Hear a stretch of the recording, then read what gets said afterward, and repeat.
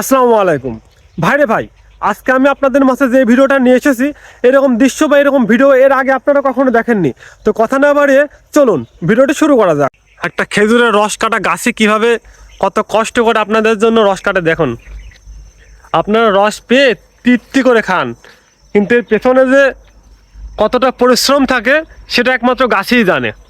তো চলুন গাছের কাছ থেকে তো শুনে আসি এবং এই বিষয়ে জেনে আসি। তো চাচাই যে গাছ থেকে নেমে পড়েছে, তো চাচার কাছ থেকে কিছু ইনফরমেশন নেওয়ার চেষ্টা করবো। চাচা আসসালামু আলাইকুম। ওয়ালাইকুম আসসালাম। চাচা ভালো আছেন? ভালোই আছি। বলছি চাচা, আপনি যে গাছ কাটেন এটা কত বছর থেকে কাটেন? গাছ আমি বহুত দিন থেকে কাটি। পরে আগে ওখানে 20-20 বছর কাটলাম, হ্যাঁ। কাটে বাদ দিই, আবার ফের এই জায়গায় ধরেছি। এবার কতটা গাছ কাটছিলেন? এইবারটা ফের 80টা গাছ ছিল। 80টা গাছ? জি। এই যে গাছগুলো দেখেন, অবশ্য অনেক গাছ আছে এখানে, আমি আপনাদেরকে পরে দেখাচ্ছি। ওই তারপরে ওই যে মাদারি দিয়ে আছে ওখানে, ওই পুষ্কুনিতে। হ্যাঁ, বুঝতে পারছি। আপনার রস কেমন হয় প্রত্যেকদিন? তা করে 10 ভাড় 12 ভাড় 15 ভাড় এরকম করে হয়ে যায়। এই যে এত গাছে এত কম হওয়ার কারণ কি? এই আমি তো সপ্তাহ এক দিনে কাটেনি গাছ, 20 টাকার গাছ ভাগ করে নিয়েছি। ও মানে এক একদিন 20টা করে গাছ, তাই তো? ও আচ্ছা, 20 টাকা কাটি, 18 টাকা কাটি। 20টা ধরা যায় এভারেজ। এই যে এখন বর্তমানে যে রসটা দেখছি, যে কালারটা মনে হচ্ছে অল্প অল্প নষ্ট হয়ে গেছে। এই রসটা কি খাওয়া যাবে এখন? হ্যাঁ, ওই যারা তালি খায় তাদের খাওয়া যাবে। ও, তাছাড়া এই ভালোভাবে রসটা আর নেই, তাই তো? ভালোভাবে আর হবে না। এই ভালোভাবে রস খাইতে হলে কখন আসতে হবে? এই আসতে হলে হয় ইশার আজান পর, আর নাই সকালে। মানে ভোরবেলা আসা লাগবে না তো, এসে নামাজের পরে, তাই তো? হ্যাঁ। তাছাড়া দিনের বেলা যদি রস খাইতে হয় তাহলে এই রস খাওয়া যাবে না। না, দিনের বেলায় খাওয়া যাবে না, তাড়ি মারি খাই তারা খাই। আচ্ছা আচ্ছা। তো আপনি তো রস বিক্রি করেন না শুধু গুড় বিক্রি করেন? আমি দুইটাই বেশি, বেশিরভাগ রসই বেশি। বেশি রস বিক্রি করেন। তা এই যে ভাড়গুলো দেখছি, ভাড়গুলো কেমন দামে বিক্রি করেন? এই প্রতিদিন 200 টাকা করে একটা ভাড় বিক্রি। এক একটা ভাড় বিক্রি 200 টাকা করে। এবারে কত গ্লাস করে, এক পোয়া গ্লাসের কত গ্লাস করে রস হইতে পারে? এই গড়ে 24 গ্লাস। 24 গ্লাস, তার মানে মোটামুটি 10 টাকারও কম গ্লাস পড়ছে, তাই তো? জি।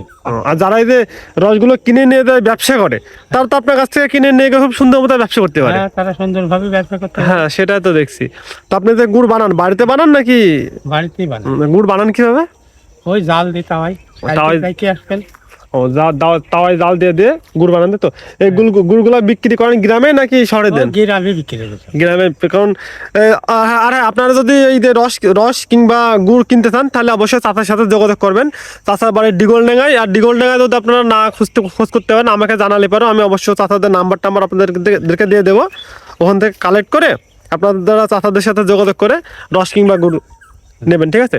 তো ওই যে যে দেখছি এগুলো চাচার গাছ কাটা। চাচার গাছ কাটা আছে মনে করেন অনেক, ঠিক আছে? তো এখন আজকে আপাতত 20টা, তাই তো? আজকে 30 টাকা কাটলাম। আজকে 30 টাকা দিচ্ছেন? ও পাশে কাটছি, যে পাশে কাটলাম তো। বুঝলাম। আচ্ছা, ঠিক আছে। চলে যাবো আর কি। আর ওই মাদারি দিতে এখনই যাবেন? না, কালকে যাবো। আচ্ছা আচ্ছা। আচ্ছা, তাহলে এবার আপনার সাথে কথা বলে ভালো লাগলো। আর আপনাদের যদি রস লাগে এবং গুড় লাগে তাহলে অবশ্যই যোগাযোগ করুন। তো চাচার মুখ থেকে আপনারা তার মূল্যবান কথাগুলো শুনলেন। সে কতটা গাছ কাটছে, কিভাবে কি করে না করে, কত করে বিক্রি করে। তো অবশ্যই আপনাদের যদি এরকম পিওর অথেন্টিক মাল নিতে ইচ্ছা হয়, খেজুরের রস কিংবা গুড় নিতে ইচ্ছা হয়, তাহলে অবশ্যই যোগাযোগ করবেন। আমার ইনবক্সে কিংবা কমেন্টে বললে পারে, আমি তাদের নাম্বার দিয়ে দেবো। কি বলো? অবশ্যই অবশ্যই, আপনাকে লাগলে অবশ্যই যোগাযোগ করবেন। তো ভিডিওটা এই পর্যন্ত ছিল। নেক্সট ব্লগ দেখার জন্য সাথেই থাকুন, ফলো দিন।